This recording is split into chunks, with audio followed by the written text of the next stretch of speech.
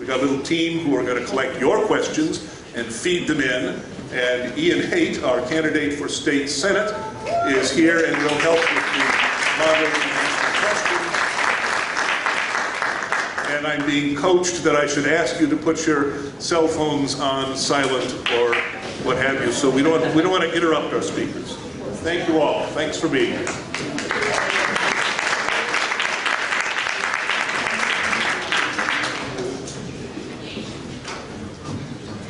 Good afternoon. I'm Laura Goose. I am part of the Berrien County Democratic Party. I'm also a newly elected St. Joseph City Commissioner.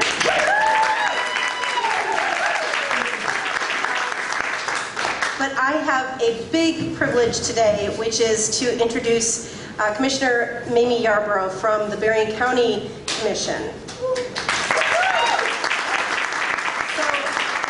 I've heard Mamie speak several times, and I will tell you that she does not talk about herself, so they asked me to. So I'm going to do my best, and I know this is going to be way short for everybody else, but there you go. Okay. So let me just tell you a little bit about Commissioner Yarborough. She is representing the city of Benton Harbor and Benton Charter Township, which is precinct 2 within that township. That encompasses District 4 of the County Commission. Her committee service, she is a vice chairperson of the board, which is really cool. And she sits on the finance committee. She also serves on the Berrien County Land Bank Authority, Economic Development Corporation, Parks and Recreation, and the Workforce Development Board. Mamie is a graduate of Benton Harbor High School, and she attended Western Michigan University. She has a bunch of awesome certifications, including housing management. She was employed with housing management for over 30 years. And in addition, she's been employed within the city of Benton Harbor. She also administered the Section 8 housing program for the Michigan State Housing Development Authority and has been involved in housing consultant work. Commissioner Yarborough also served on the Benton Harbor Area Schools Board of Education for a total of 9 years. During that time, she held the offices of president and secretary. She's very involved with her community as president of the Benton Harbor Public Library Board, Benton Harbor Homecoming, and the Coming Home Together Concert Committee. In her personal life, Mamie is a lifelong resident of Berrien County. She and her husband, Mickey Yarborough, former mayor of the city of Benton Harbor. These two are very busy. Very busy people. Are the parents of 2 children, Dawn, who lives in Milan, Italy, and Niles of Benton Harbor. Mamie is a proud member of the Second Baptist Church in Benton Harbor. So let's welcome Commissioner Mamie Yarborough to the stage.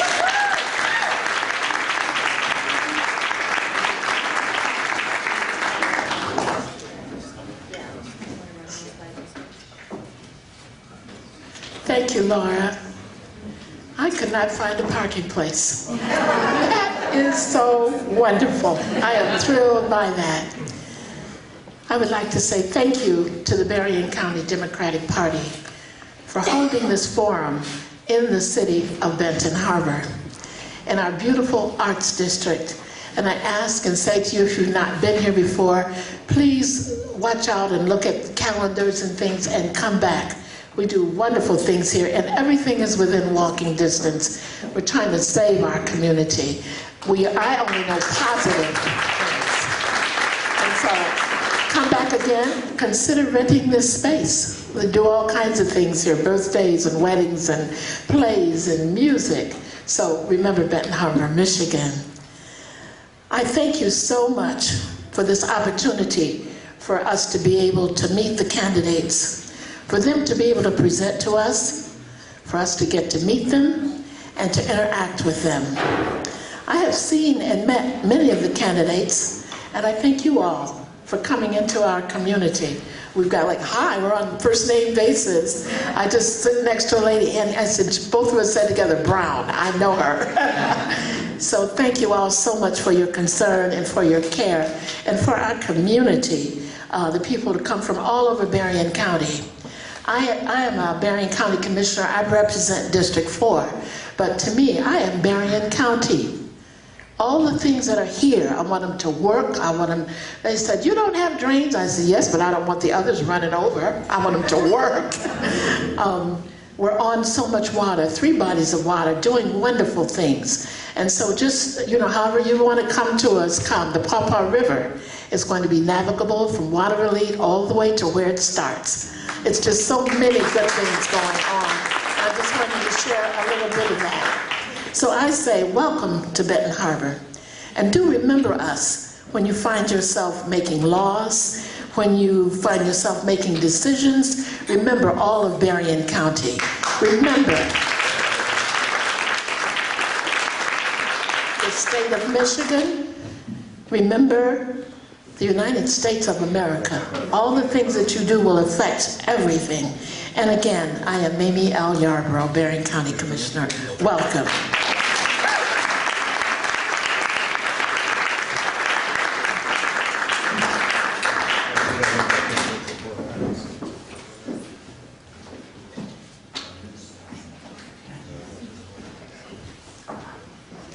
Sorry, somebody took my schedule.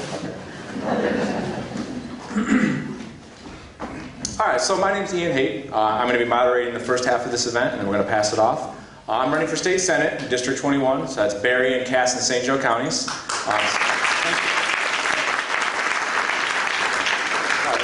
I'll move this back a little bit. Say your name again slowly so we can hear it. Ian Haight, and that's pronounced like Haight-Ashbury for the older generation. So I'm going to give a couple of just notes here of how we're going to run this forum. It's a little different than some of the other ones we've been to. So we're going to give some opening statements. You guys have like 2 minutes for those. And then after that, we're going to do 90 seconds to answer each question. It'll be a similar light system when you're down in Niles. It'll go yellow, and then you have 30 seconds. And in red, we request that you please stop. I'll give you a second or two to wrap it up. From there, so you're not under any obligation to use all that time. We're not going to penalize you if you use less or something to that effect. It's kind of silly. I'm going to give special thanks to Jess Minks and the South County Democratic Party for the use of the lights in the background. It makes this a very professional event.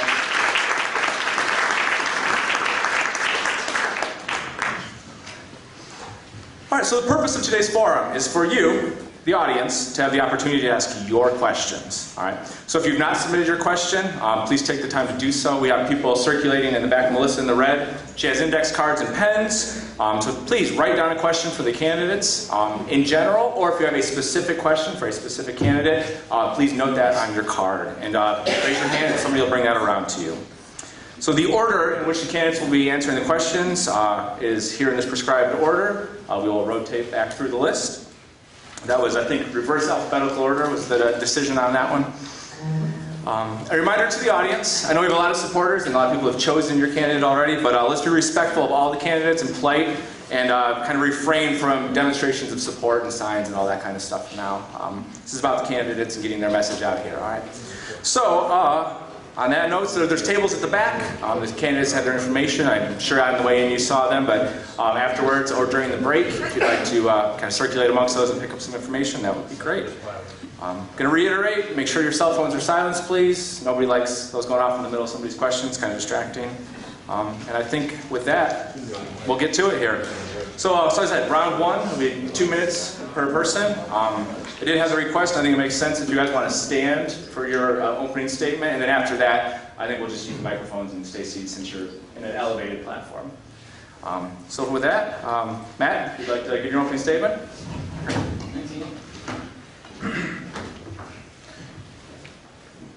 Hi everyone, good afternoon. Thank you so much for spending a little bit of a sunny day, which has been so rare with us today. I'm Matt Longjohn. I'm running for Congress to defeat Fred Upton in November.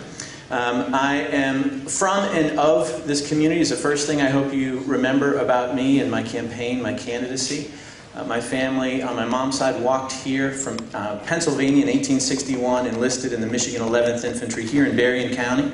As I go all over this district, almost every night I'm encountering old friends, old memories, sometimes even distant cousins that I had no idea that were part of my family. My dad had 47 first cousins in this district. I'm the first male descendant of those great-great-grandparents of mine who hasn't spent his whole life working in the fields in this community. My family farms in Vicksburg. I grew up in the Portage area, went to Kalamazoo College, and have been back here raising my sons in public education, etc.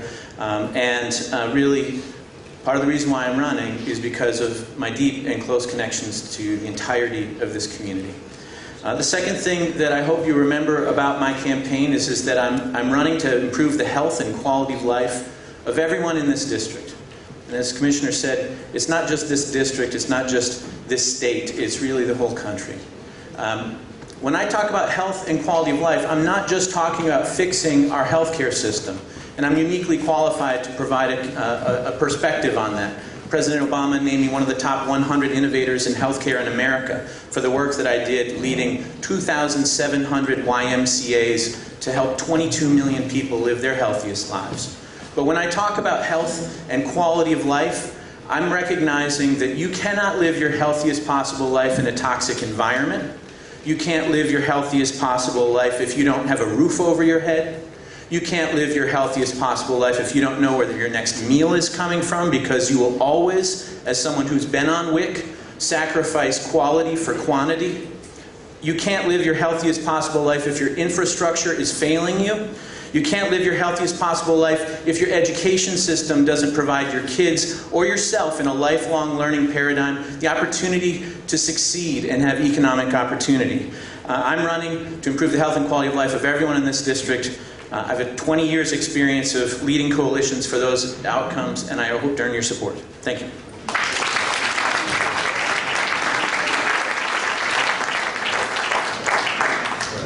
Abby?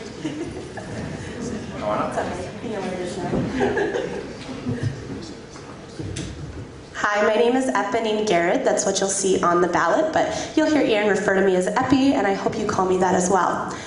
I am also running to unseat Fred Upton, and I'm also hoping we can get rid of the term congressman and move towards congressperson, right? Yeah. I am proud to have the endorsement from the Young Democrats of Michigan. Getting youth involved in our politics is critical, and especially getting them out to vote. Those of you that are here today, I am so thankful to have you here. Otherwise, it would just be a bunch of us talking to ourselves. But bring somebody with you out to the ballot in August, in November. If you have municipal elections in May, we have to turn people out to vote. That's the only way that we're going to be able to climb this mountain together. I love what you said about Benton Harbor. This has been one of my favorite places to come while campaigning. I think my favorite event we did was at Union Park this past December. We gave away 80 slices of free pizza, did a clothing drive for the community, and did some caroling while we were out as well. So this place is near and dear to my heart, and I love coming back here. So thank you for the work you've done for the community. I'm running on environment. I'm a chemist, so I want to put scientific fact into our environmental policy. Healthcare, I'm the only candidate who's a member of the Democratic Socialists of America. Some folks shy away from that, but I'm working to uplift the working class and make sure we're not bowing to corporate elitism in our Congress anymore. Legislation should not be bought and paid for by lobbyists. It should be written by the interests of us, the people. I'm also running for education. We need to lower or eliminate public university tuition and have more vocational opportunities. That's especially critical in our district. We have so many jobs for trade skills, and we don't have the people to fill them. We're losing talent, we're losing our youth, and we are not creating a sustainable future for the folks who call 6th District their home. So I'm ready to do the work. I'm an activist first and a politician second, and it's time to bring that energy back to Southwest Michigan. Thank you.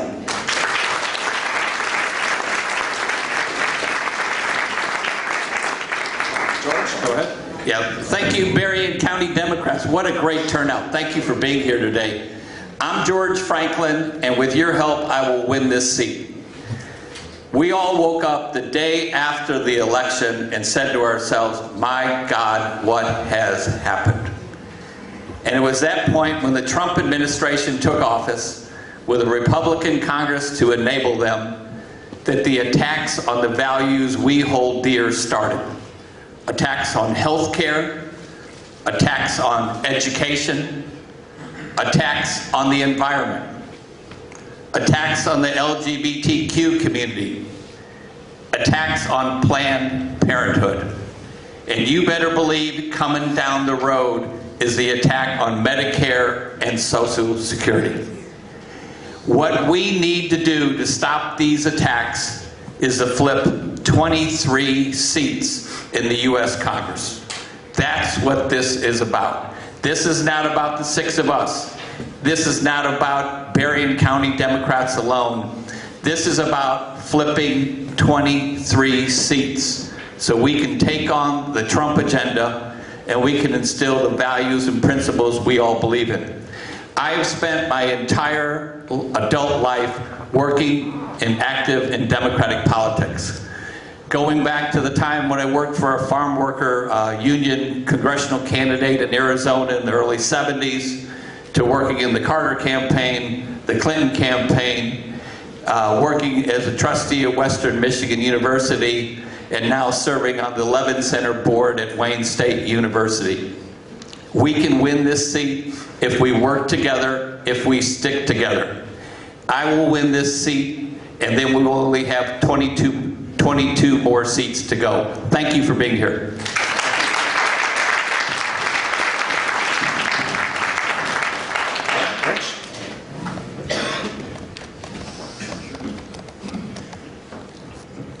Thanks to the Berrien County Democratic Party for pulling this together, and just quite a turnout today. So it's the first really nice day we've had, so thank you for giving up part of your Saturday. I'm Rich Eichholz. I'm a scientist with 30 years of business experience in healthcare and now also green energy. I've been leading teams of researchers, scientists, analysts, and marketers to develop products in the clinic and in the lab and get them out into the marketplace for over 30 years now. I'm running for U.S. Congress to retire Fred Upton after 32 years. I'm also running as a scientist to restore fact-based thinking in Washington, and also running to rebuild our economy to a green energy-based economy that works for everyone. And when I say everyone, I mean rural, urban, small businesses, and struggling households of all kinds, that works for everyone, protects our planet, and provides for universal health care. In the time that Fred Upton has been our congressman, economic vitality in this district has gone from 2% growth down to 0% growth, literally 0%. And I see it in the eyes of our fellow citizens all over the district. Whether it's the single dad on the north side of Kalamazoo who works full-time at minimum wage and was embarrassed because he couldn't afford siding for his house, or the mother that we met right outside our headquarters, half a block up the street here, who's waiting for her son. He's been in the Army for 20 years to come home, but now she's worried that there's not going to be a job for him. Or the staunch Republican I met in Cass County. 3 children, now watching the third child leave the district because there just aren't enough good-paying, rewarding jobs to keep young people here. As your congressman, I will be focused and working hard every day to rebuild our economy and revitalize our local communities by expanding opportunities for good-paying, rewarding jobs. And let me just be clear, I'm in it to win it in November, but I need your support now, and I ask for your vote in August. Thank you.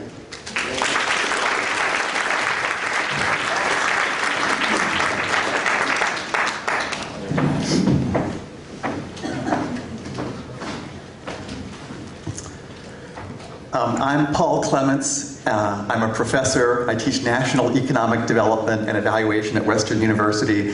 It's great to see a lot of old friends here and a lot of new friends as well. This election is going to be about a president who's been attacking basic democratic values of honesty, of respect, of the independence of the judiciary and of the law enforcement agencies. It's going to be about holding Fred Upton accountable for attacking health care reform, for trying to kick 38,000 people in our district off health insurance, for selling out to the big donors, to his own party as its party has gone ever more extreme and unmoored. This election is going to be about defending basic rights, the rights of women to control their own bodies, rights that are under attack, rights of workers, the rights to vote. This election is going to be about gun reform, gun safety. But this election can also be about addressing the basic political issue in our country today, and that is economic inequality and economic justice. Are we going to continue to have an economy that works for the very wealthy, but not for the rest of us? Will the cancer of money in politics kill our democracy? Will we continue to have health care that costs twice as much as other countries and doesn't deliver the same health standards? Will our seniors be able to retire in security? Will people working full-time be able to afford to raise a family? Since Fred Upton went to office, as my friend was saying, Rich, the quality of life has stagnated here. If we continue the way we're going, we're going to continue to have tens of thousands of people suffering from hunger and homelessness in our own district.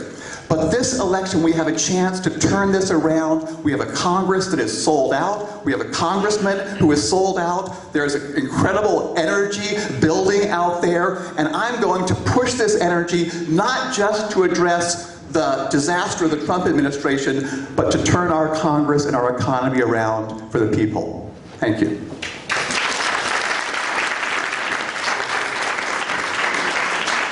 David, you're up.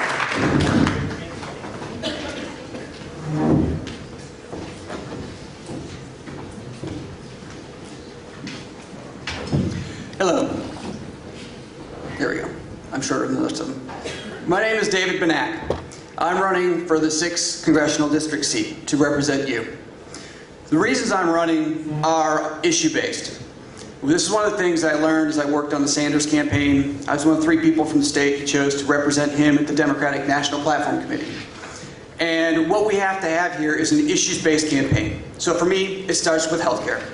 And it starts with, we have to fight every single day for a single-payer, universal healthcare system so that every single person in this country is covered and there's no point of service cost that prevents people from getting the care they need. Another thing that is near and dear to me is education. I spent my entire life as a student and as a teacher. I'm a history teacher in the public education system. I promise that there will not be another dime of federal funding that goes to charter schools or any private schools if I'm elected. Another thing that's very important to me is agriculture. I grew up in northern Michigan. I didn't grow up here in the district, but my family's been farming up there in a family farm for about 150 years. And one of the things that's taught me is that we have to protect our family farms. This country, the agricultural system we have for the past 50 years has been go big or go home. Corporatization of agriculture is robbing us of the good food we need for our communities. We need to make sure that it's easier for sustainable, diverse crops to be grown so that we can have not just an agricultural system, but a food system. And infrastructure. We need jobs. We need jobs to build a green energy economy. And we can do that by making that $1 trillion. And we can take this from Mr. Trump. He promised he was going to invest $1 trillion in infrastructure. Let's make that happen. Let's create 11 million jobs. Let's fix our roads. Let's get rural broadband. And let's make this a better country to live in. The last thing, to wrap up, the biggest thing for me is the corrupting influence of big money in our political system. We can unite around that, right, left, in the middle. That is what we need to do. That's how we fix this. That's what prevents us from getting the solutions that we need. Thank you.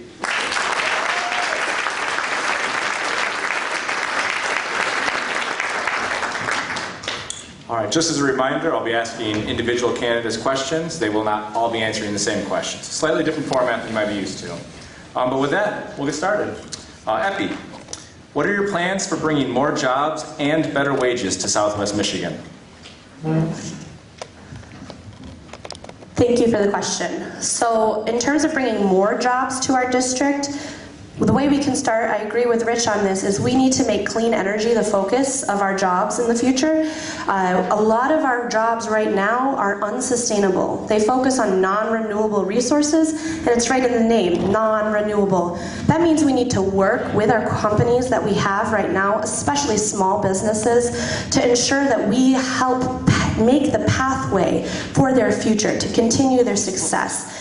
We need to ensure that folks currently in our job market are not being left behind, and we can do that by offering at no cost educational opportunities and training to bring them into the jobs that we will create for our future. That's going to involve jobs in solar, in wind energy, in geothermal energy. Additionally, we have a lot of vacant jobs in our district, as I mentioned in my introduction, and those are the trade skills jobs where we do not have the vocational opportunities to fill those positions with people in our state. So by creating those vocational training, whether they're through community colleges, and bringing a community college to the area for starters would be a great opportunity, and having night classes available as well. These are ways that we can bring jobs in, and in order to increase to a living wage, we just need to legislate it. We need to tie inflation and minimum wage together to ensure that everybody can live on a one job, that nobody is struggling, and I would like to also fight for a universal basic income. That is my end goal in mind, and whatever steps we can take to ensure that nobody is having to work 24/7 just to live paycheck to paycheck. That is our goal. Thank you. All right, thank you. George, how likely is it that the VA services will be privatized? Would you support that? And if not, how would you propose to fix it? Well, I would not support privatizing the VA services at all. In fact, many of you know that there's a dearth of availability of VA opportunities for people. You need to fund, first manage it correctly and fund it appropriately, neither of which has been done. I mean, it is shocking that the president was going to appoint this fellow who was a medical doctor in the White House to run the most sprawling bureaucracy in the whole federal government, second only to the Defense Department. It is clear he does not care.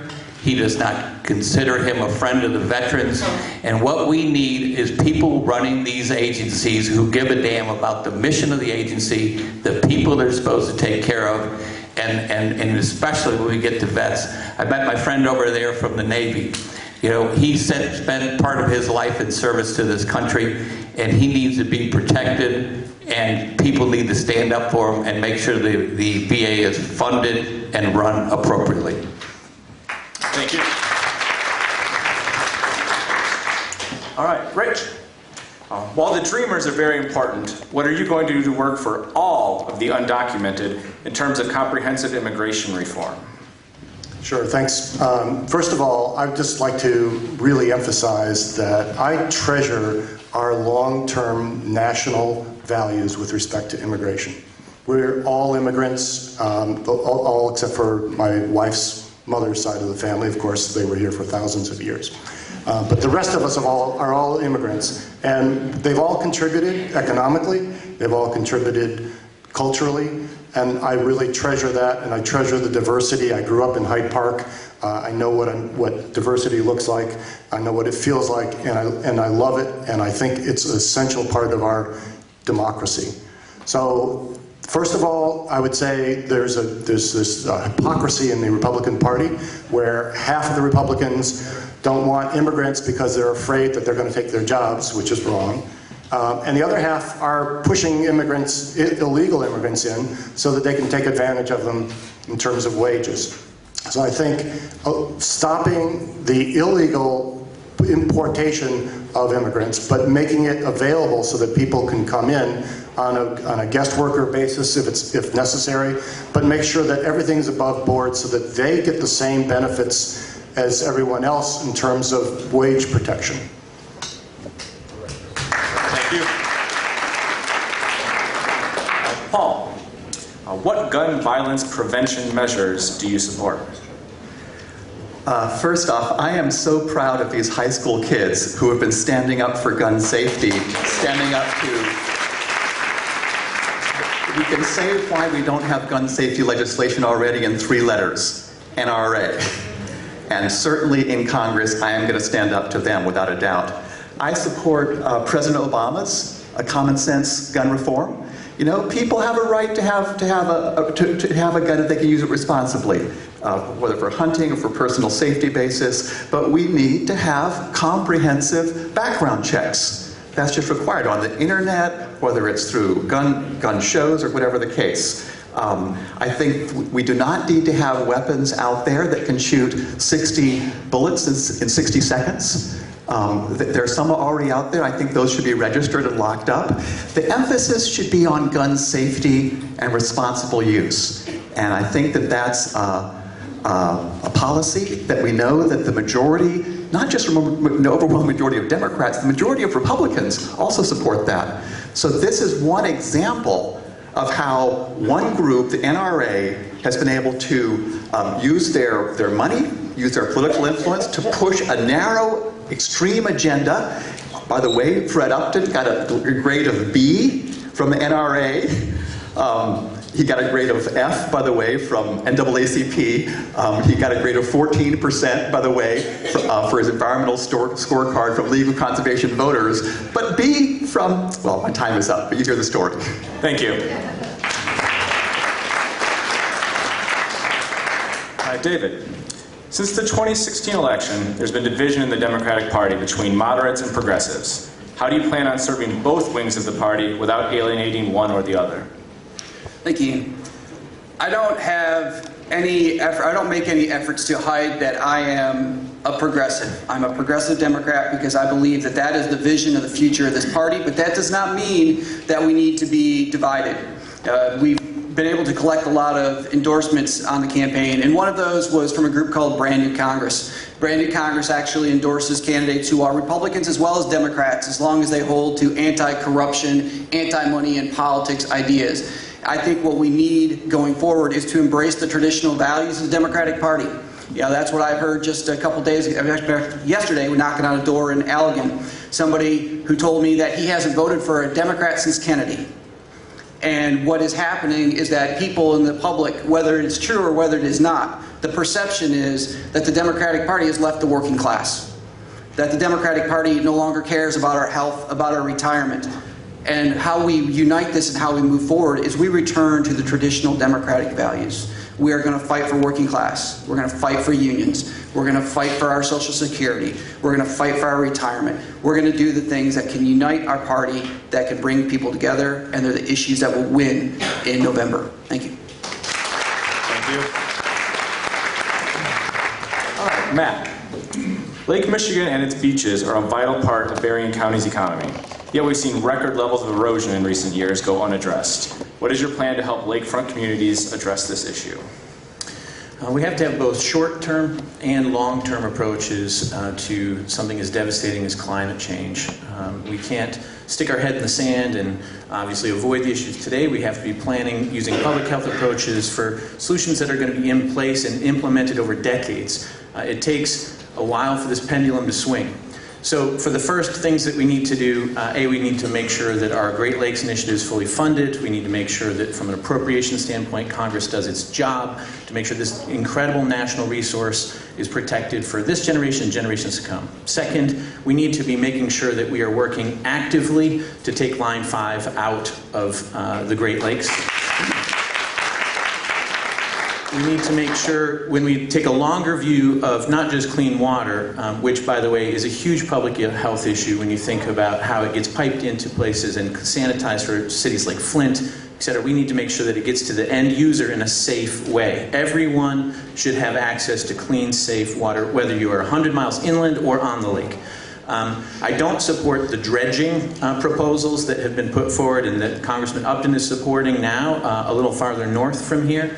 But back to the larger public health issue, we have to have more than just clean air and clean water and clean soil, good irrigation techniques to help us avoid losing soil. We also have to make sure that our infrastructure, like that water system, is promoting the sustainability of access to these healthy environments and healthy products. Thank you. All right, so that was the end of the round of prepared questions. Now we are starting on audience questions. So give me a second. The handwriting, as an educator, I've seen some bad handwriting, so I'll try to work my way through this one. So we'll start out with George.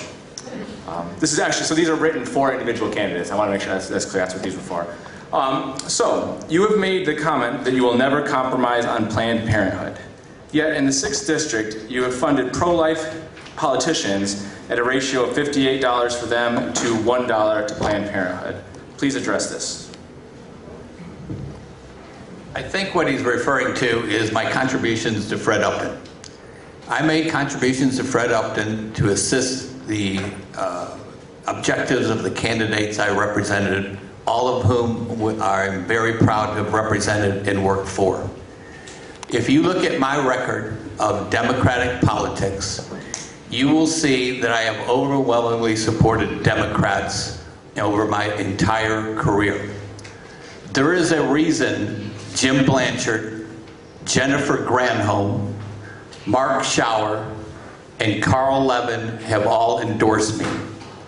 As Jennifer points out when she supported me, she said, "George, when I ran to be the first Attorney General of Michigan, you were there. When I ran to be the first governor, you stood at my side. And when Dick DeVos tried to take me out with $40 million, you were with me." I have been a supporter of Planned Parenthood for years and years and years. Have I contributed to Republicans? Yes. Am I proud of helping get the University of Michigan cancer research dollars? Yes. Am I proud of helping the Food Safety Institute, created by the Kellogg Foundation, keep your food safe? Yes. Am I proud of helping the rehab hospitals expand their Medicaid availability? Yes. I stand behind my record, I stand by who I am, and I stand behind the clients and the objectives I secured. Thank you. All right, Rich, what do you intend to do about campaign finance reform? Yeah, so money in politics is really corrupting, and I have to tell you, there's nothing about this experience running for Congress that has changed my mind about that. So I think it's really important. There's an experiment going on in Seattle. I really like it, but I think we have to see what happens with it. It's called, it's a voucher system. It's a voucher system that I like, nothing to do with any other vouchers. But in this case, if you're a citizen in the district and you can vote, then you get 5 vouchers for $20, $5 of each $20. And you can contribute them to the campaigns that you want to. And the campaigns take a pledge to say that that's all they're going to take. And I like that system because it means that you're being funded by the voters who are going to vote for you, rather than funded by people who may or may not be in your district or may not even care to vote. So I think we need innovative techniques like that. We need to experiment at the local level and then push them up to the national level. Thanks. Thank you. Paul, how are you different from the other Democratic candidates? Well, for one, I have experience.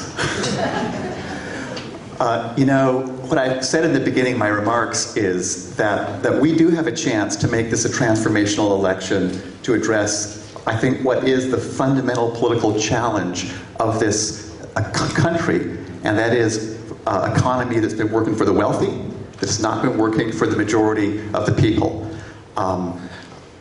Okay, so I went on scholarship to Harvard. Okay, then I wanted to make money, so I joined the Peace Corps.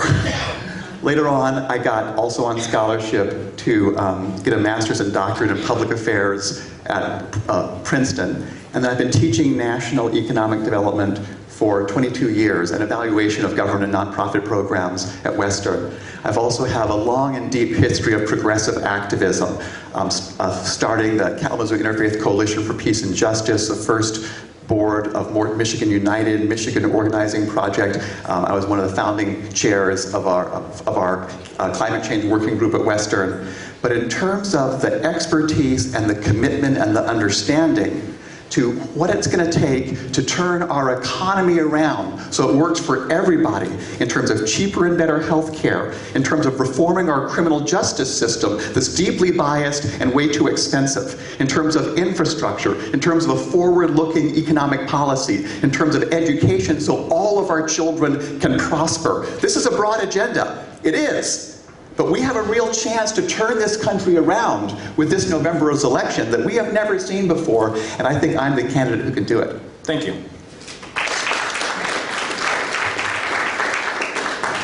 All right, David, can you please address gerrymandering in general and then within our district? Yeah, I think when I look at the political landscape, I always say that there are two problems that are at the root cause. It is gerrymandering, it's a partisan redistricting, and it's the money in politics that we've mentioned a few times. The Voters Not Politicians effort that is underway here is an extraordinary effort. We've been happy to support it from the very beginning. Some of the early campaign events where we had signature signing parties, we invited Voters Not Politicians to come and collect signatures with us so that they could move their ballot initiative forward, because I think this is one of the ways that we can truly transform the process. Gerrymandering, as we know it, I'm sure I'm not telling you anything new, is that politicians get to choose their own voters rather than the voters choosing the politicians. And this is something that the Republican Party has been very good at it. By no means are they the only people who do it. The Democrats do it as well, and we have to acknowledge that. But the Republicans had a very clear strategy going back into the late 70s and early 80s that they were going to target winning state houses so that they could control the redistricting boundaries so that they could win the federal seats. They were very good at it, and we need to stop it. We need to unite together. This is not a partisan issue. We need to end partisan redistricting so everyone's vote counts the same. Thank you.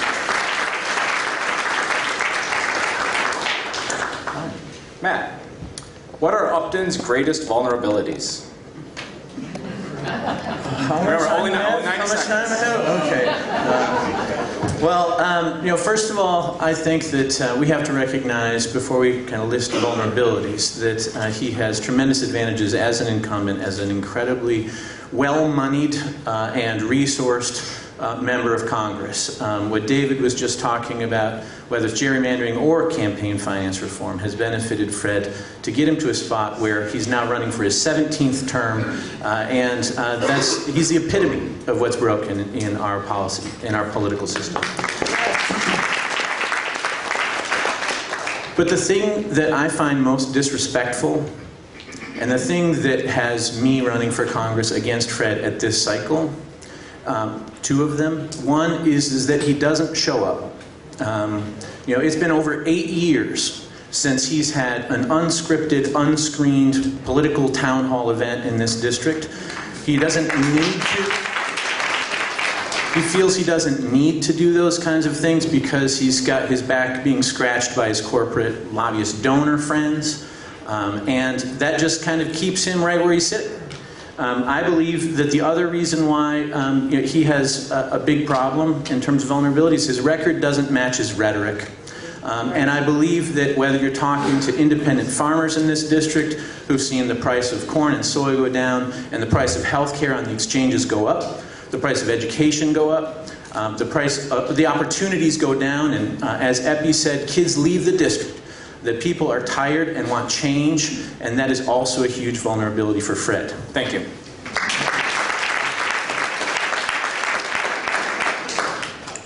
All right, Epi. What are your views on saving Lake Michigan water systems and the environment all over in Michigan? That's a huge question for 90 seconds. And I'm afraid I have to take a second to address first. My blood boiled as I heard up here the phrase illegal immigrant, and I just want to address that real quickly. We need to be mindful of white supremacy ingrained into our language, and I ask that folks use undocumented immigrant in the future when referring to that demographic. So I needed to get that out of the way. Yes. As far as Lake Michigan goes, my number one platform issue since I announced back in May is the environment. I've always been an environmental activist, focusing on what we can do as individuals, more recycling, more composting, beach cleanups, but At the end of the day, our greatest enemy to our Earth is large corporations and deregulating of these large corporations, dismantling the EPA. Why don't we have a huge amount of EPA resources right here in a state that has 20% of the Earth's surface fresh water? That's insane to me that we are not working to protect that. My yellow light's on, so I'm going to switch to the second part of the question. Environment in general, we need to have carbon taxes. We need to be pushing towards renewable resources. We need to, as Matt said, shut down Line 5, move away from crude oil in general. Electrification is going to be the path of the future for anything that runs on gas right now. We need to invest our finances in the research and affordability. We can research it and implement it all we want, but until it's affordable for those of us in this district and across the nation, it's not doing us any good. So my red light's on, but we can chat more. Thank you.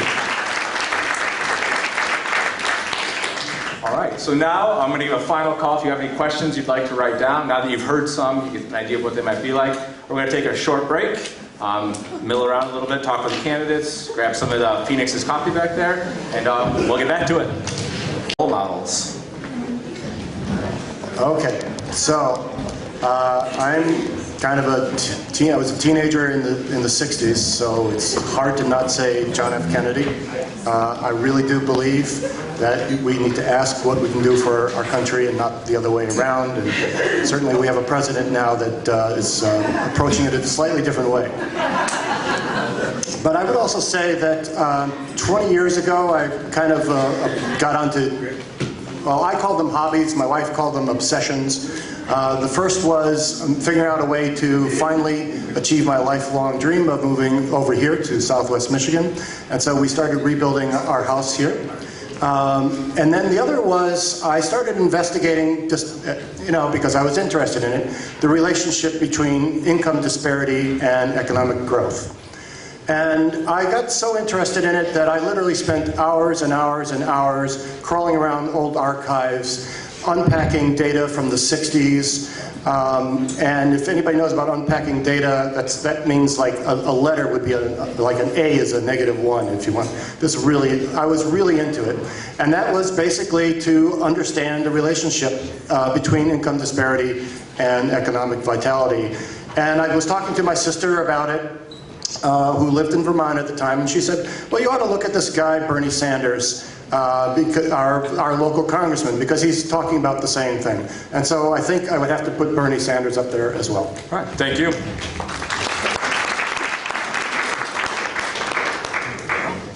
So, Paul, if elected, what committees in Congress are you most interested in? I would like to get on the Energy and Commerce Committee, because we need an energy policy that takes us away from the problem of climate change. And Fred Upton has been a climate science denier. That is possibly one of the most harmful positions he's taken in his entire time in Congress. I want to be on the Education Committee, because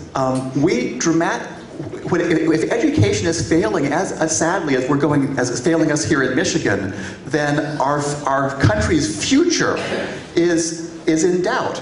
Security requires strong education. And so one thing that I would be thinking about is right now we put $10 into military for every $1 we put in education. There are ways we can take $1 out of that military to double our education budget and address this fundamental challenge. I want to be on government accountability, because I've worked for accountability in government and other areas my whole life, and this is just a big problem.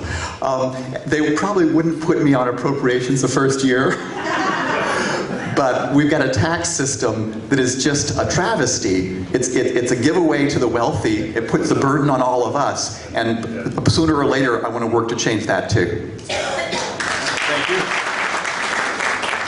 David, how do we move towards a renewable infrastructure? The renewable infrastructure is one of the most important things that we need to look at going forward. And it means a lot more than just energy. Of course it does mean energy. One of the things that we look at is right now our energy system, we've got about 640,000 miles of high tension, high voltage power lines in this country. And every single one of those and all three of the national energy grids are at capacity. One of the things that means is that if you want to fix one of those high-tension lines, lines that were mostly built in the 60s, if you wanted to fix one, you can't take it out of service because you'd overload the rest of the circuits by trying to reroute the energy. The way we fix that is we go to a renewable energy system, and that's going to be a distributed generation. That's going to be solar and wind and tidal and other types of energy that is generated locally. We're going to have to incentivize people to put solar panels on their homes to reduce their home costs. We're going to have to make it easier for that. We're going to have to keep net metering, and we have to enable a two-way energy flow in our grid system so that we can see where the energy needs to go and send it where it needs to be. If we do that, we reduce the stress on the electricity grid, and our power lines will last longer and provide us better energy. We also have to look at a lot of other things, but that's energy's, the electricity system is the top here, and that's where we'd start. All right, thank you. All right, Matt, how do you plan to lead Congress to pass universal health care, and what or whom are the biggest roadblocks to achieving that goal? So universal health care means making sure that everyone has access to affordable and can utilize essential health benefits, which are defined right now by something called the United States Preventive Service Task Force as things that are evidence-based services that should be covered in every insurance product everywhere. There are other things, for example, like elective procedures, plastic surgery, etc., that don't fit into that definition of universal health care. But to get universal health care covered for all, we have to squeeze the value of community out of health. This is why I'm running. I was actually able to lead a team at the YMCA nationally that was the first team in the history of the country to be certified by the chief actuary, the bean counter, the accountant at Medicare for having done three things at one time. A community jobs program prevented 71% of new cases of diabetes. 71% of new cases of diabetes. That saves a 5-to-1 return on investment for Medicare. A community jobs program focused on prevention, prevented diabetes, resulted in lower costs to Medicare. That's how we get out of this conundrum that we're in, where we turn the healthcare cost curve, is by investing in communities and investing in prevention. What gets in the way of that is big pharma, big insurance companies, who are, by the way, the biggest donors, right, to Fred Upton. So we have to put people first, patient-centered care. We need to invest in communities to find our way out of the problem that we're in right now.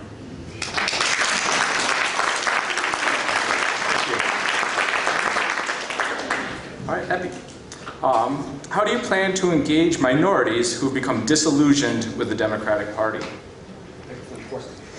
This is critical to our campaign, and I see the irony in it, the fact that there are 6 white people sitting here in front of you talking about how we're going to include minorities. And it starts by shutting up and listening for once. We need to bring folks who feel disenfranchised because of the way that white supremacy has segregated them into socioeconomic disparity, bring them to the table, listen, learn, and be not just an ally, but be an accomplice.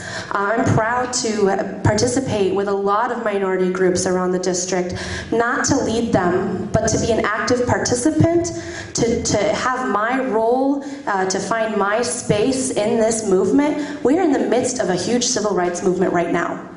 We are. And it's up to white people to step up this time. And we had folks step up last time too, but not enough. And now we can bridge generations to step up and be active participants and not passive standard buys, because that is complicit and that's guilty. I'm proud to be wearing this pin today that says Indians are people, not mascots. No stereotypes in our school. There's a group that I am proud to support to work to end racist stereotypes in our schools. I'm the only candidate here in front of you who was at the Kalamazoo City Commission meetings regularly to ask them to remove the Fountain of Pioneers from the park per request of folks who were personally insulted by that. I don't talk about my ancestry and my lineage as much as Matt does, because you can trace my descendants back to the Mayflower. I was just mentioning that to somebody. So we've got a lot of work to do, and I'm ready to be a part of that, and that means listening, learning, and taking action. Thank you.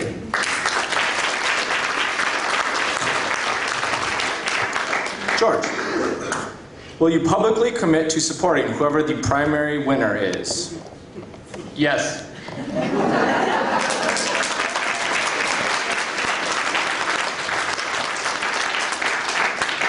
Nice and short, all right.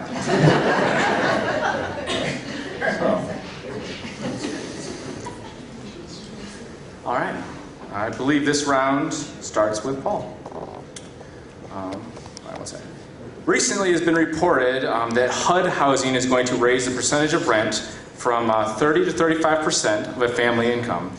How are you going to expand affordable housing for all? First, we get someone in charge of HUD who really understands housing and cares about low-income families. You know, my dad started a community development organization in the poorest neighborhood in Indianapolis, where they made the worst homes with sweat equity, with people coming out of prison into the best homes. My brother is an architect who works on low-income housing in New York City. We have got to make housing a right in this country. When I was working with Michigan United, we worked with other organizations in Kalamazoo to pass a millage which provided housing for 100 homeless families with children.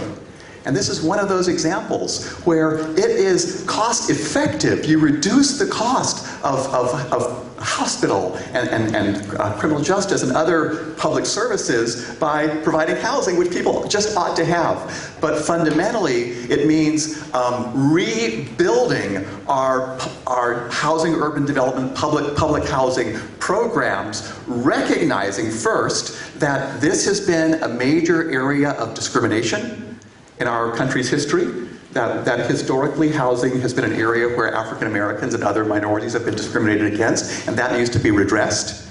And part of the way we do that is with things like saying, when you're going to build a new housing area, if there's a new area, that some of those houses need to be low income. All right, so you have people living together. Thank you. All right, David. So what is the appropriate federal role in such environmental issues as clean tap water and Bridge Line 5 and coastal drilling? We need to look for the right tools that we have at our disposal at the federal level. One of the things that we can look at is the Great Lakes Water Compact.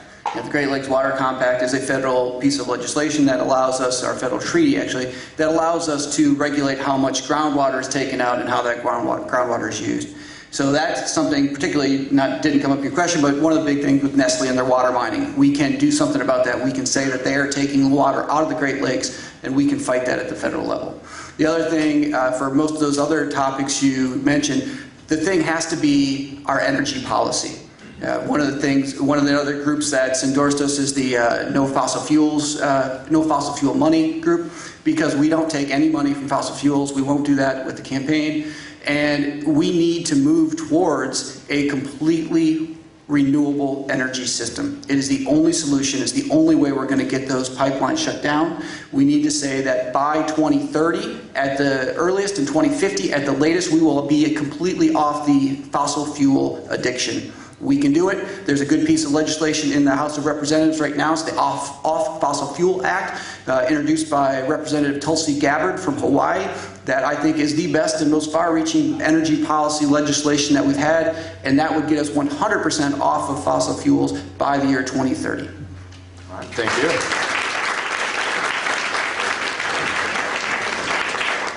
All right, Matt, what are the most salient issues that will help get out the vote for this midterm election? Well, I'll say, honestly, if you look at the data that are coming back from other states, there's a lot to be encouraged by. There are up to 10, 15, 18% increases in voter turnout amongst young people. So just as an example, in one district in Illinois, the Illinois 6th, there was almost a 500% increase in voter turnout in this midterm primary compared to the one 4 years earlier. I like to say that if Mr. Upton and if President Trump keep doing what they're doing and we keep doing what we're doing, that is actually what needs to happen. It's kind of a two-step here, right? We've got Fred and President Trump creating the environment for any of us to be able to get our message out and be heard in a different way, give people permission to vote for someone other than Fred for the first time in maybe their lives. If you're under 48 years old in this district, you've never voted for a member of Congress besides Fred who's won. Right? So we need to focus on getting the youth vote out, as we've seen, building on strategies from other parts of the country. We need to take lessons away from Alabama. We're having a strong civil rights platform and focus on economic justice, led to 98% of African American women in Alabama coming out and flipping a Senate seat that no one thought could move. And we just need to continue to build a movement that's inclusive and open to everyone who could see themselves voting for anyone other than Fred. Thank you.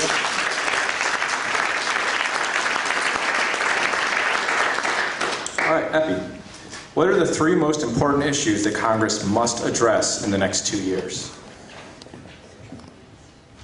I picked 3 for my top policy for a reason. I would say they're the ones we need to address first and foremost. So I will reiterate those. But beyond that, we need to ensure that social justice and intersectionality is at the heart of all of our legislation, and that we're understanding the consequences, both intentional and unintentional, of the laws that we're passing. As Commissioner said, remember Benton Harbor, right? We have to. So the top 3 for me are environment, and that's because we are moving towards an unsustainable future for our entire planet that affects every person, every corporation, every animal, every living thing on this planet. Secondly is education. Without education, we can't move forward, we can't progress forward as a community, as a culture, as human beings. We have these reformations frequently throughout our history that are driven by education. And we can't fight injustice and we can't fight fake news without education. It doesn't have to be a school necessarily. Education comes in multiple different forms. And then finally, healthcare. Like the other gentleman up here, I am in favor of universal healthcare, but specifically single-payer healthcare. No one should have to choose between which pill they're going to cut in half this week and which grocery they're going to buy. I have lived that experience being without health insurance. I'm fortunate to have health insurance now, but it is lives at stake. As Dr. Lester said, I believe at the beginning, these policies can affect lives. That's why those are my top 3. Thank you. Thank you. George, when women prosper, their families prosper. And violence against women is the seed of issues like school shootings, rape on college campuses, and violence in the workplace. How will you work to protect women in this country? First of all, you have to have an attorney general that believes in women's rights and are willing to protect them and is willing to enforce the law. On the gun violence issue, one of the main sources of gun violence is domestic violence at home, okay? Domestic violence. And those loopholes need to be closed. And I agree with Paul, we need to ban assault weapons. We need to close the domestic violence loopholes, but we also need to establish a red flag provision, which allows a judge to be a judge. And by that I mean when these troubled young people, whether they're in a family or in a school, are showing signs of disturbance, you can go to a judge and a judge can remove a gun from them or prevent them from getting a gun. And that is one of the root causes of domestic violence. And the modern family definition have changed so dramatically. Domestic violence does not protect the LGBTQ community. It does not protect you from boyfriends. It doesn't protect you from a variety of different situations that now we live with every day. So that would be a key element of protecting women. But I start with getting rid of Jeff Sessions.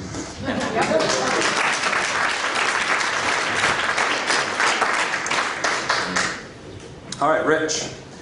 Are you aware of the needs of Benton Harbor, and how do you intend to help make a difference here? I am very much aware of the needs of Benton Harbor. It's why we put our headquarters right here in Benton Harbor. It's near and dear to my heart to drive through, to walk through. I've knocked on pretty much most of the doors in this city by now. And essentially, I think it's a partnership between the federal, the local, and the state government. And I will be doing my part from the federal government to try to build opportunities here for good paying, rewarding jobs. I believe very strongly that renewable clean energy is not just an opportunity for rural areas. It's very much an opportunity for Benton Harbor as well, and is all of the inner cities in our district.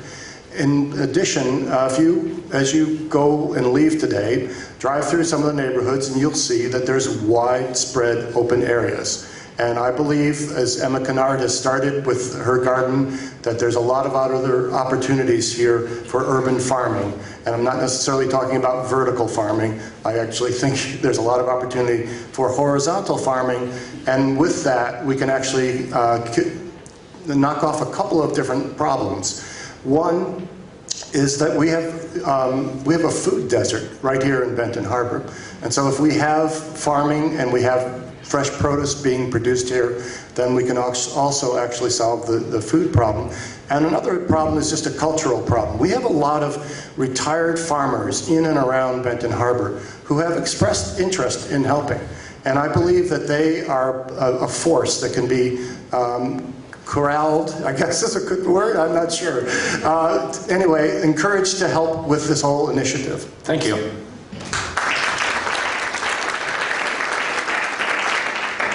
All right, we're going to do one final round of questions, and then we're going to have a single question that each candidate can answer that's the same. David, what kind of justice system reform do you support? There's a broad range of justice system reforms that are drastically necessary. One that we could start with looking at the policing. I've been lucky to come to a lot of the LPAC meetings here in Benton Harbor where the community is coming together to try to think of different ways to have more productive relationships with the police. One of the things that I was really disappointed with the Trump administration, there's plenty, but on this issue he's been trying to get the police departments to get more military surplus. He's been trying to further militarize the police, and we need to drastically make that go in the other direction. We need to demilitarize our police forces. Another thing that we need to do is look at the court system. We need to make sure that every single public defender's office is fully funded and fully staffed so that they can actually offer the best representation to those people who come into those courtrooms.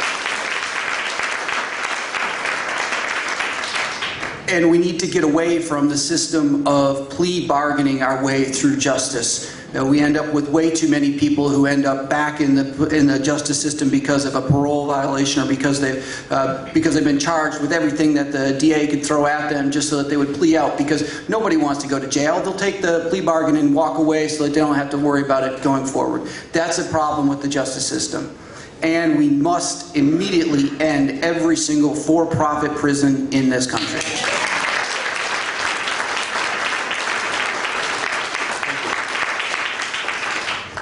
Matt, how would you reduce the cost of prescription drugs? It's surprisingly simple in some ways here. If you just take a look at what the VA is doing compared to Medicare, where the VA has been allowed to negotiate for drug prices, but under Medicare Part D, Medicare is not allowed to negotiate with pharmaceutical companies for drug prices. The estimated net savings over 10 years is $125 billion. interesting anecdote. So that's about $200 billion, give or take, right? We spend $3.2 trillion a year on health care in America, or sick care in America. So about 1/16 of our money is now going into that too high drug price problem. The prevention stuff that I want to pay for is the ounce of prevention. Right? There's 1 ounce, there's 16 ounces in a pound. We knew generations ago that an ounce of prevention was worth a pound of cure.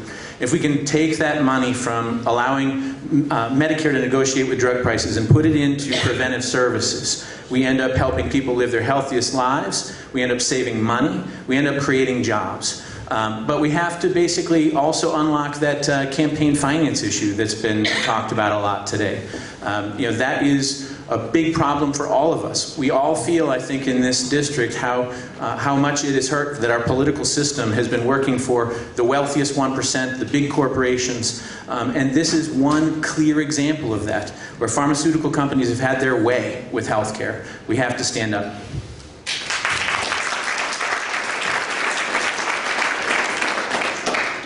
All right, Epi, what would your education policy look like? Again, 90 seconds isn't enough time, but I will do my best. So with education policy, it has to start with our teachers and our infrastructure. Our teachers are way underpaid. We know this. We need to increase their wages.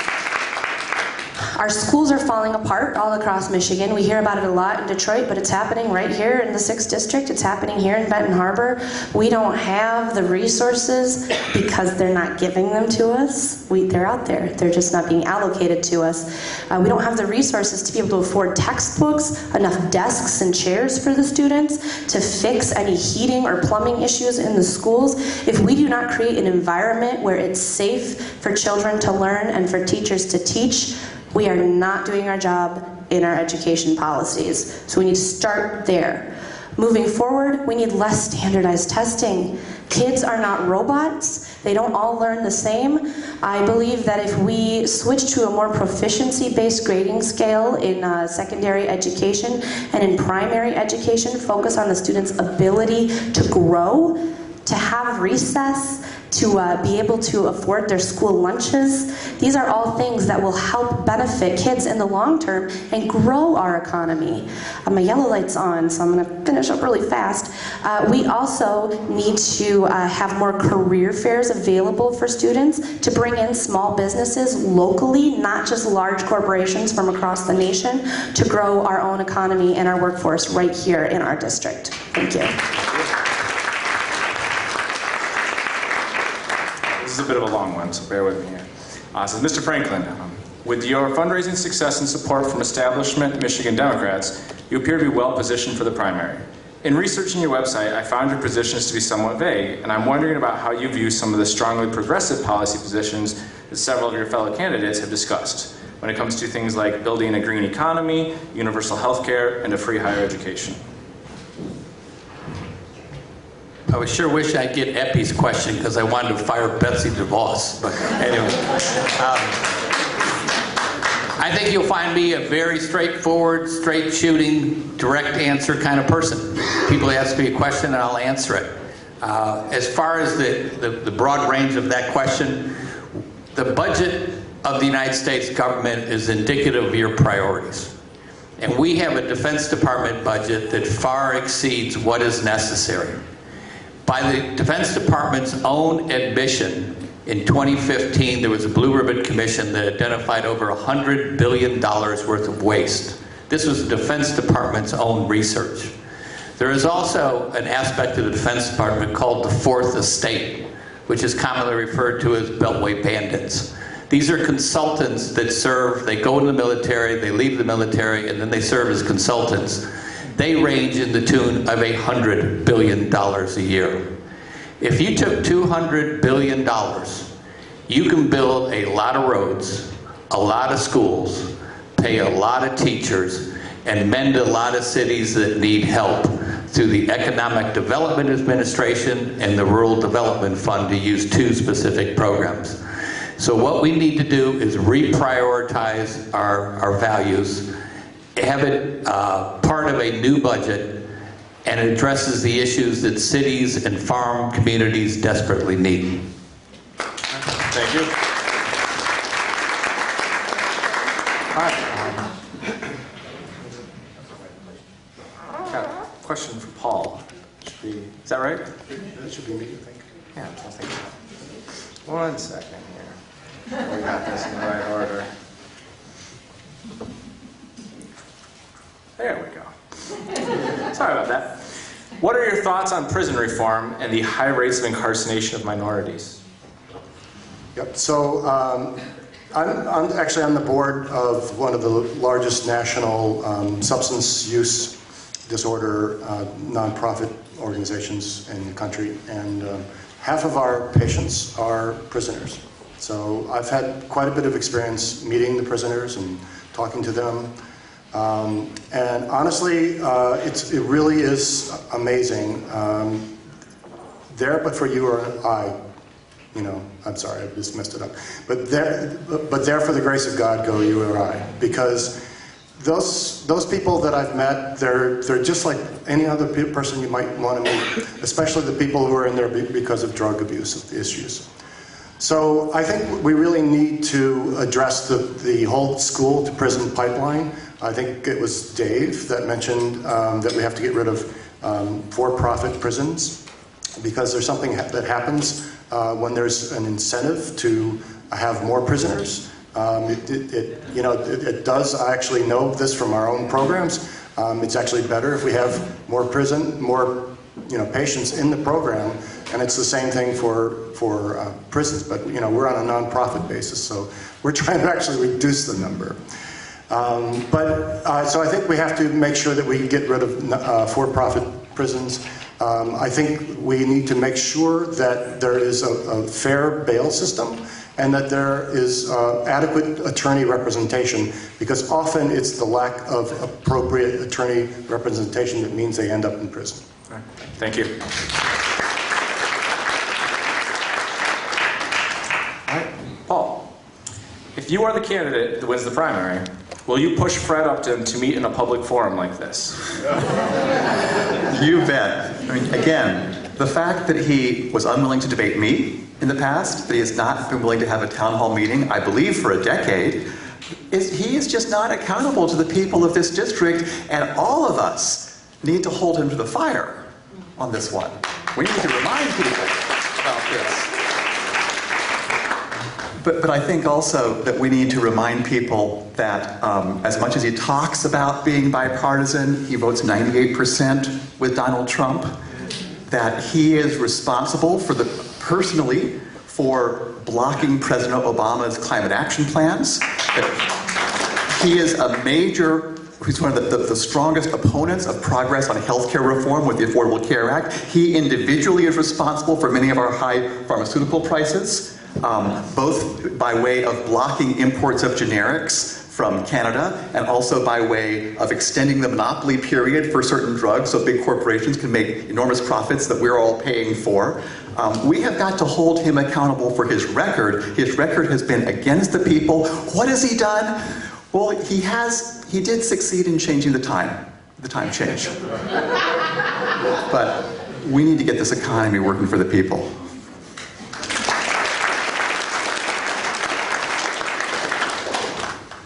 So this will be the last question. It'll be the same for all if you want to write it down. If I have to repeat it all 6 times. So, and we'll start with Matt and go down the line here. If nominated, how do you plan to defeat Fred Upton? It's a continuation for me of what I've been doing since June of last year, when my wife, my family supported me to walk away from a career to be 100% into this race, 100%. And it will be 17 months between the time that I took a paycheck and the time that the election rolls around. We are in this as a family, as a team, as a community, and I'm trying to do my part. I had a career that provided people with an understanding of what kinds of outcomes were possible through organizing, through community coalition building for health. I've helped organize 253 health coalitions around the country, 253 cities that produce 39,000 policy changes in their communities. Some of those are small policies, right? Like clean air ordinances or getting crosswalks to get kids to get to school safely, what have you. But I've shown that by organizing and coalition building, we can achieve outcomes that are important to the majority of people across the country. Over 100 million people have benefited from the work that I've been able to lead and support. I want to build the biggest, most inclusive coalition possible. We have, my family has roots all over this district that gives me the chance to connect to people everywhere, whether it's independent farmers, whether it's military families like my own. And I think that we just need to help ask the questions, as Effie said, of people who need to answer why they still would vote for Fred. We have to give them the permission structure to stop doing something that's clearly not in their best interest. Thank you.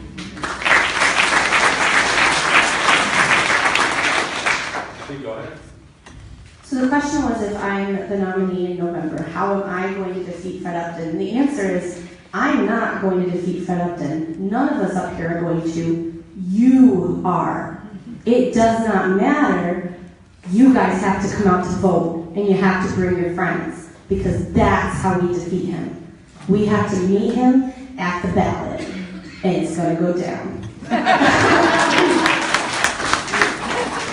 That being said, what I will do to try to earn your vote and earn that nomination and make it easy for you to get your friends out on election night is focus on the national issues that we can fix federally, but bring them down to talking points that affect us directly here in the 6th District. You know, George made the comment about Betsy DeVos, and yeah, we can fire figureheads all day long, but if we aren't working to fix the systems that put them there in the first place, we're just going to keep putting those people in those positions of power over and over again. To that point, one of my issues is ending rapid human-induced climate change. I can go door to door, and I have gone to door to door, and I can say that, but that means nothing to most voters in this district. But if I say, we're going to try to regulate large agricultural corporations like Monsanto that are chokeholding your farm right here to make it easier for you to grow organic, they're going to listen. If I say that we're going to work to make sure that clean water is available in this district and that there's affordable housing in Benton Harbor, in Berrien County, that matters to them, no matter which side of the political party line they're on. And as some of my fellow colleagues up here have said, we're going to get corporate money out of politics. That is tangible. Thank you. I'm going to take this campaign out of the blue bubble of Kalamazoo and take it to counties where we haven't been before. When I was a young guy in college and law school, I worked on the Special Subcommittee on Labor. And I was alone there during the August recess, alone in the office. And in came a blue-collar guy, alone, and he said, is this the Special Subcommittee on Labor? And I said, yeah. He said, can you help me get a job? And I stopped, just like you did. And I went, well, you know, it's befuddled. And I said, well, you know, he said, well, isn't that what you're here to do? And it was so simple and so direct, but I was so unable to answer it. And I never have forgotten that man. I never will forget him. He didn't want a special provision. He didn't want an exemption. He didn't want a preference. He's like black, white, gay, straight people all around this district. They just want a fair shot. That's all they want. And they can't get a fair shot with a Republican Congress and a Trump administration. I was a corporate officer at Kellogg. I've had my own small business for 12 years. I'm the only candidate up here that's been endorsed by a major trade union, United Food and Commercial Workers. I've been building bridges my entire life. I'm going to take this campaign to places it hasn't been and provide the independents and the moderate Republicans, which I believe we need, and give them somewhere to go. Thank you. Thank you. So I took this question to mean just actually how you actually going to win. So before I even thought about running in the race, actually, I tried to figure out, well, what would it take for a Democrat to win this district? And I did what I've been doing for 20 years. Basically, I built a forecast model and ran out the numbers. And here's what I found, that we need to turn out literally something like 110% of the votes of the Democrats who voted in the last presidential election. We need to turn out 110% to vote in this midterm. That's quite a feat. And by the way, we will still lose by 10,000 votes. So that means we all need to work. I take Effie's point exactly. We all need to work to get the 110% out. But then we need to convert some moderate Republicans and independents who, for the first time ever, are going to vote for somebody other than Fred Upton. And I looked around and I asked questions, and at that point I determined that I was actually probably the best candidate, and so that's why I started to run. Because I know from talking to hundreds of moderate Republicans and independents throughout the district that my business and scientific background can get them to sit down and have a conversation with me about how we can make things better, rather than just having slogans passed around.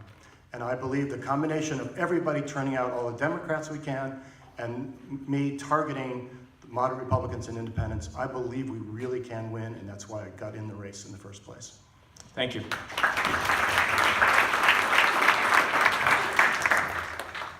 You know, there are so many families, people working full-time who cannot feed their families, cannot support a family on their wage. There's so many young people struggling with tens of thousands of dollars of debt. There are so many African-American people impacted by an unjust, a racist criminal justice system. There are so many seniors who can't make it on Social Security already. There are so many people who do not have access to health care, are not taking the drugs that they need.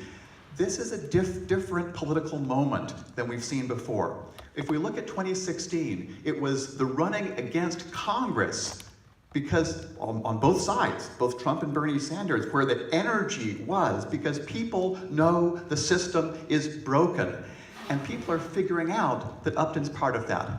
Back in May of last year, after he flip-flopped on health care, his approval went to 39% in this district of likely voters. Back in December, when he was pushing this tax plan that's a giveaway to the wealthy, putting it on the backs of us with the deficit, his approval fell to 34%.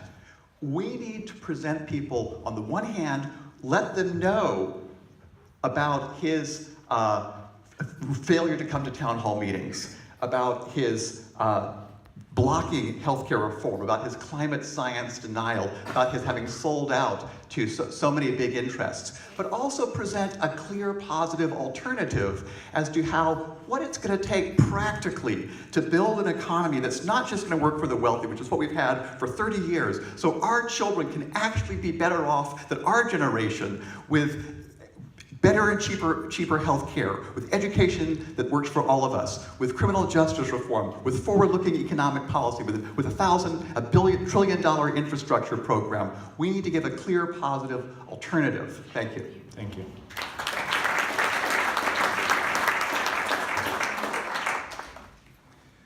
In answering this question, it's not what will I do, it's what have I been doing. And since beginning of May last year when we started, we've created a team, and we're out there. You can see it. Follow us on Facebook. Follow us on our website. You'll see what we're doing. We're doing 3 events a day. We're all over the district. As a matter of fact, just today, I've got about half of my team is out in Allegan County knocking on doors. So we can be in 2 places at once. You know, we hear a lot of talk up here about town halls. Well, on the 3rd of May, come out and join us in Allegan. It'll be the 19th public in-person town hall that our campaign has hosted. And we've hit about 25,000 doors at this point. We're out there asking people what the issues are that matter to them. There's not one key member of our campaign team that we've brought in from outside of the district. We're all of the district, we're all working for the district, and the only way that we're going to win this is if we get people excited. We go to their houses, we talk to them, we invite them to town halls, and we have conversations. That's what's happening. Look what happened at the state convention when we nominated Dana Nessel. She had brought thousands of new people to the party because she had the energy, she had the progressive momentum, and she won in a landslide. That is the future of the Democratic Party. We need to keep moving forward. We need to bring young people. We need to bring new energy. That's how we're going to win. That's what this campaign is about, bringing new voters, bringing the Obama-Trump voters who switch sides, getting the votes that we need, and doing it the way that Upton, same person, that Upton can't. He can't do it the way we are. We're going to win by being out there in the community. Thank you. Thank you.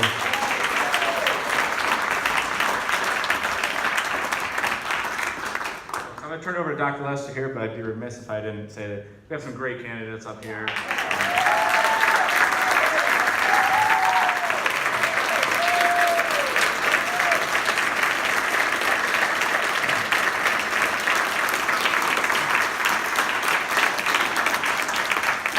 I would be proud to support any one of them against Fred Upton. And on that topic, we also have some wonderful state candidates, myself. For state senate, we have some House candidates. We've got some local candidates here for county commission, and no opposition. This is great. We're going straight to November here. And we got David over there too. I know, it's right over there, out of South County. And Joey Andrews. Yes, and you got Joey over here. So we have some great candidates here. Take a chance to talk with them too, because a lot of the issues we talked about here are really important, but there are some state issues that Michigan is pretty far behind on, and these are the candidates that can help fix some of those. Thank you. Thanks for Ian. I think Ian has done an outstanding job, and I want to reiterate what terrific candidates we have and thank them all and thank you all. We're doing the work of citizenship by being here and listening carefully, taking them for a test drive, so to speak. I want to remind you that we have to pay for this hall, and it would help if you visited the donation box on your way out. Also, give us your feedback about the forum, how we did it, where we did it, all the ups and downs, pros and cons.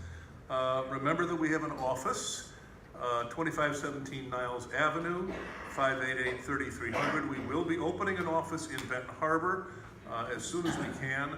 We hope to have offices in Niles and in Harbor Country. Join the party, pick your candidate, go to work for them, etc. I'd like to close with a prayer from Reverend McAfee. Thank you. Certainly, again, we've had a great forum of a host of great candidates. We certainly like to thank you for coming to the Benton Harbor area, sharing your ideas and your platform of moving forward. And I would just like to say that we can get things done. I'm out of my official capacity. I'm speaking as Maurice.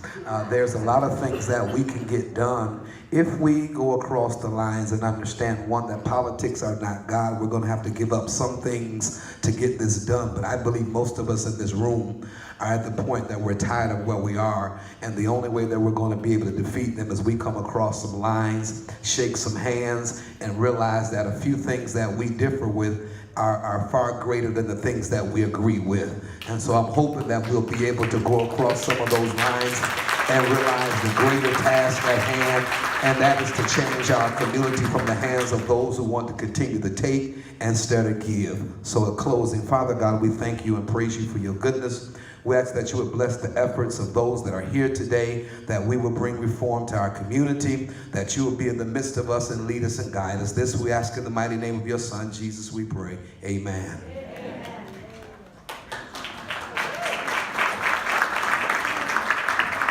Thank you. We are adjourned, and if you want to chat, we have the room for another 20 minutes or so.